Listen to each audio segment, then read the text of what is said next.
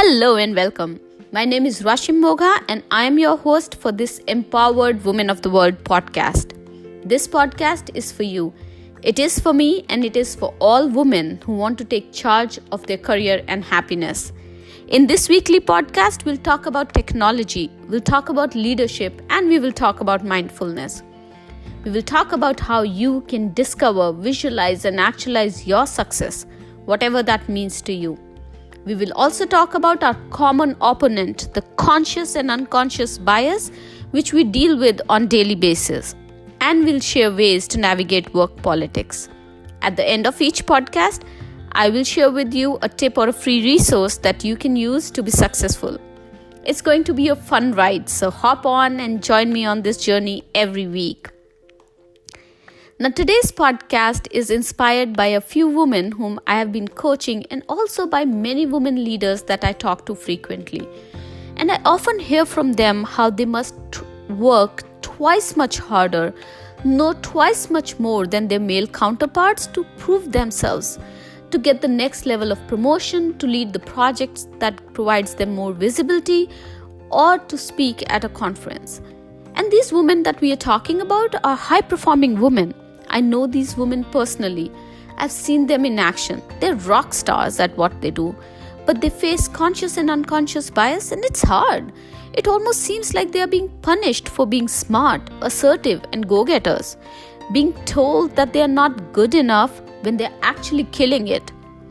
And it's not just these women. I've been there too. So, what's the best way to deal with these situations? What are the few things that you can do to avoid or navigate these situations, if you will? And I would love to hear from you after I give you some of the tips, what you think about them, and also if you have faced conscious and unconscious bias and how have you dealt with. So my first tip is to be data driven. When you join a team or take on a new role, make sure to work with your manager to understand what your goals are. What are your key performance indicators and how will they measure your success? Now, it's very important that you and your leadership team are in sync with the goals, because you don't want to be in a situation where you think that you are successful in a role while your leadership thinks you are not. You want to make it data oriented because data eliminates the chances of unconscious bias. And once you have the goals established, make sure to report on these goals in your one-on-ones or in monthly sync, and also check in with your manager how you are doing and how does he or she think that you are doing. Now, if you're unable to achieve those goals, ask your manager for help or revisiting the goals early on in the process. Don't wait too long. Now, my second tip for you is, if you feel it, say it. Now, if you feel and think that you are being subjected to bias, have a conversation with the person. Now, find a suitable time and place to do it, and make sure not to delay the conversation. Now, sometimes we overthink and we think that maybe it's just us who is feeling that there is bias and maybe the other person didn't mean it like that. But you have to realize that you have to talk about it.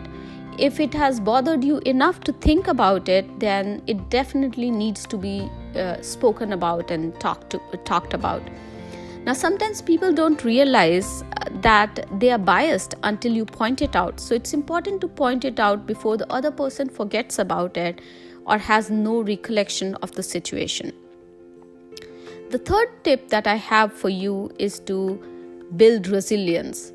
Now, early on in my career, I would get really affected if I was told that I was being aggressive. I would overthink and then repeat each conversation in my head multiple times to understand, how was I aggressive while my male counterpart, who had the similar body language, similar tone, was considered assertive. I had to learn to let it not to affect me and not to be demoralized by staying positive, by meditating and keeping my confidence high. I had to also learn to address it. So now if someone says to me, "You are aggressive," I correct them. I say, "I'm assertive. I'm not aggressive." And being assertive is a positive leadership trait. So you you learn how to address it, and you should find a way to address it. The fourth and the last tip that I have for you is to trust your gut. Now, remember how I said if you feel it, say it, because you know when you are dealing with the bias and you can feel it. It doesn't have to be written in emails or on the walls for you to see it or to feel it. It's how you feel when you have a conversation with a person that matters. And if even after meeting your goals, calling it out, addressing it, you still think that you're facing bias, it's time for you to trust your gut and look for a job where you will be respected and your skills will be valued. Build your network, align with your stakeholders, find sponsors, and ask for support to move into another team, another role where you can find happiness. Because remember, the most important thing is for you to be happy in what you're doing. So I hope you find these tips helpful in navigating bias. I look forward to hearing from you in terms of some other tips that you have for our fellow women leaders that can help them navigate bias. So for today's free resource for you, I have a link to tips on how to build resilience. The link is in the show notes below, so check it out and let me know if you find it useful. Thank you for joining me today, and thank you again for loving, liking, supporting, and sharing the podcast. Remember, sharing is caring.